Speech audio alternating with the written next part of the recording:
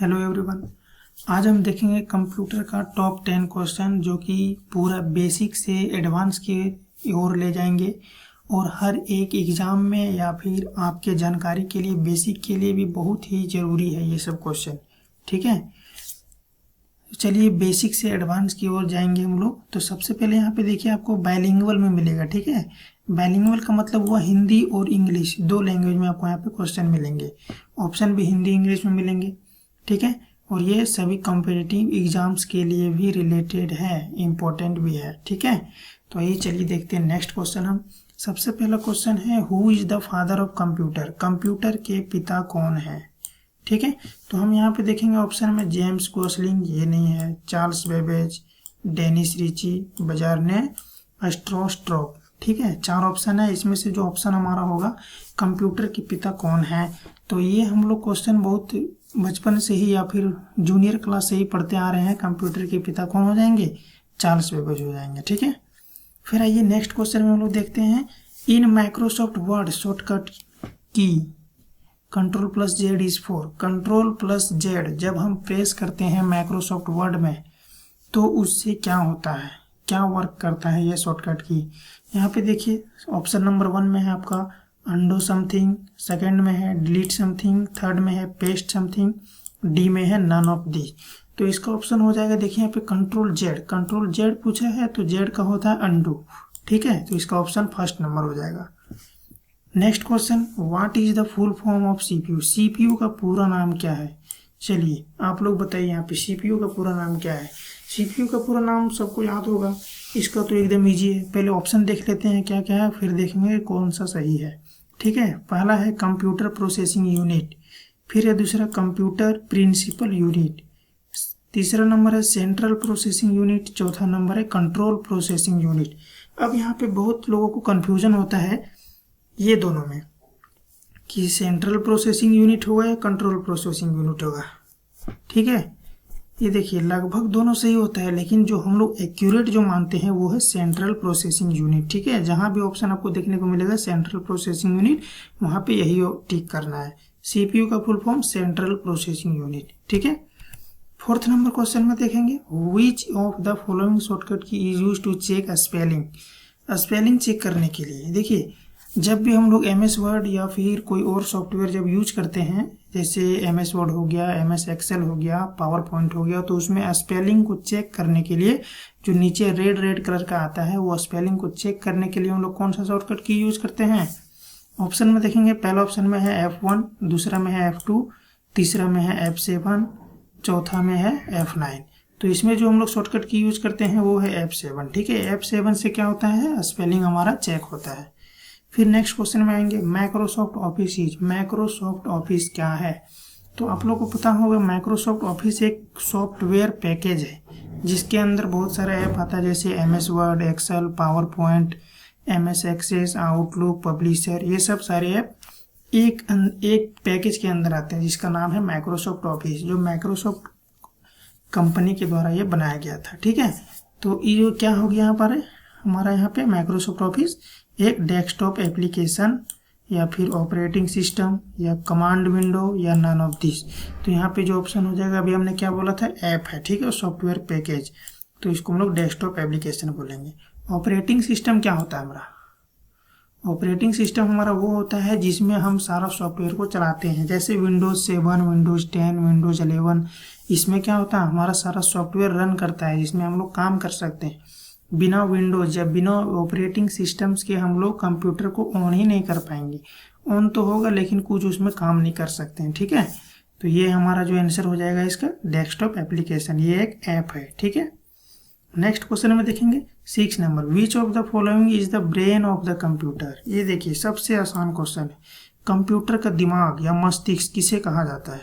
ठीक है, कंप्यूटर का दिमाग या मस्तिष्क किसे कहा जाता है। फर्स्ट ऑप्शन में है सेंट्रल प्रोसेसिंग यूनिट, सेकंड में है मेमोरी, थर्ड में है arithmetic logic unit, D number में है मतलब लास्ट में कंट्रोल यूनिट। अब यहाँ पे सोचने वाली बात है, बहुत को क्या करते हैं मेमोरी को मार देते हैं। ठीक है, लेकिन ये गलत हो जाता है। ठीक है, कंप्यूटर का दिमाग मेमोरी को नहीं, CPU को बोला जाता है, जिसका फुल फॉर्म है सेंट्रल प्रोसेसिंग यूनिट। अभी हमने पीछे क्वेश्चन में देखा था सीपीयू का पूरा नाम, तो यहाँ पे पूरा नाम लिखा हुआ है, देखिए सेंट्रल प्रोसेसिंग यूनिट। ठीक है, तो कंप्यूटर का दिमाग किसे कहते हैं? सेंट्रल प्रोसेसिंग यूनिट यानी सीपीयू को। Next question, a popular presentation program for Windows and Mac in Microsoft Office is. Microsoft Office का एक प्रसिद्ध प्रेजेंटेशन प्रोग्राम कौन सा है? प्रेजेंटेशन प्रोग्राम उसको बोलेंगे जिसमें हम लोग स्लाइड वगैरह बनाते हैं। देखिए यहाँ पे जो प्रेजेंटेशन वर्ड है इससे हम लोग रिलेट कर सकते हैं कि ये पावर पॉइंट का ही है। ठीक है, जैसे पावर पॉइंट में हम लोग क्या करते हैं? प्रेजेंटेशन या स्लाइड बनाते हैं। यहाँ पे देखिए ऑप्शन है माइक्रोसॉफ्ट वर्ड दिया हुआ है, पावर पॉइंट है, एक्सेस है, नॉन ऑफ दीज है, तो इसमें हमको आंसर मारना है पावर पॉइंट। ठीक है, जिसमें कि हम लोग प्रेजेंटेशन या फिर स्लाइड का वर्क करते हैं। Next question, which of the following is the smallest unit of data in a computer. Computer में डेटा, जो डेटा हम लोग स्टोर करते हैं, कोई भी फाइल या फिर कुछ भी डॉक्यूमेंट वगैरह, तो उसका जो सबसे छोटा इकाई, सबसे छोटा यूनिट क्या है? सबसे छोटा यूनिट जैसे केबी, एमबी, जीबी ये सब होता है ना, बीट, बाइट, निबल, तो इसमें से सबसे छोटा यूनिट क्या है? तो इसमें से देखिए एक ऑप्शन दिया हुआ है बीट, केबी, इसका फुल फॉर्म होता है किलोबाइट, निबल, बाइट। ठीक है, तो यहाँ पे आपका आंसर क्या हो जाएगा? सबसे छोटा बीट को बोला जाता है। ठीक है, याद रखना आप लोग को, सबसे छोटा बीट को। और सबसे बड़ा वाई बी करके आता है। ठीक है, आप लोग को ये कंप्यूटर फंडामेंटल के अंदर हमने पढ़ा दिया है, आप वहां पे जाकर के वीडियो देख सकते हैं। ठीक है, सारा मेमोरी का पूरा बेसिक से एडवांस तक। मेमोरी में क्या है कि यहाँ पे जो सबसे छोटा यूनिट है और जो सबसे बड़ा यूनिट है वो भी पढ़ाए हैं, जो सबसे छोटा यूनिट है वो भी पढ़ाए हैं, तो आपको एक सीक्वेंस में एक जगह टाइप किया हुआ मिल जाएगा। ठीक है, और इसका पीडीएफ जो है आपका क्वेश्चन का पीडीएफ या फिर जो भी हम यूट्यूब पे क्लास करवा रहे हैं उसका पीडीएफ आपको फ्री में टेलीग्राम चैनल में मिल जाएगा। टेलीग्राम का लिंक हम डिस्क्रिप्शन में डाल देंगे। ठीक है, नेक्स्ट क्वेश्चन तक देखते हैं। 9 number, for database management on uses. अब यहाँ पे बोल रहा है कि डाटाबेस का जो मैनेजमेंट है, जैसे डाटाबेस एक सॉफ्टवेयर है, तो उसका यूज हम किस सॉफ्टवेयर में करते हैं? डाटाबेस का आप लोग सुने होंगे, जो कंप्यूटर कोर्स किए होंगे या कुछ पढ़े होंगे वो सुने होंगे कभी कि MS एक्सेस में जो है हम लोग डाटाबेस का यूज करते हैं। देखिए पे है ना, माइक्रोसॉफ्ट एक्सेस। पावर पॉइंट में क्या करते हैं? स्लाइड का काम। MS वर्ड में क्या करते हैं? डॉक्यूमेंट रिलेटेड का काम। ठीक है, ये तो होगा ही नहीं, तो इसका आंसर क्या हो जाएगा? माइक्रोसॉफ्ट एक्सेस, जिसमें डाटा बेस का काम करते हैं, जैसे DBMS, RDBMS। ठीक है, डाटाबेस का काम किस में करते हैं? MS एक्सेस में। पावर पॉइंट का काम क्या है? स्लाइड प्रेजेंटेशन बनाना। MS वर्ड का काम क्या है? डॉक्यूमेंट या वर्ड फाइल बनाना। ठीक है, ये आप लोग को याद रहेगा, इसका आंसर हो जाएगा माइक्रोसॉफ्ट एक्सेस। नेक्स्ट और लास्ट क्वेश्चन की तरफ बढ़ते हैं। यहाँ पे देखिए एक और इंटरेस्टिंग क्वेश्चन जो बहुत इंपॉर्टेंट है, ये बहुत लोग कंफ्यूज करते हैं। Combination of row and column is. Row और कॉलम का कॉम्बिनेशन क्या है? जैसे देखिए यहाँ पे ये हो गया आपका रो और ये हो गया कॉलम। ठीक है, तो इस जगह को हम लोग क्या बोलते हैं?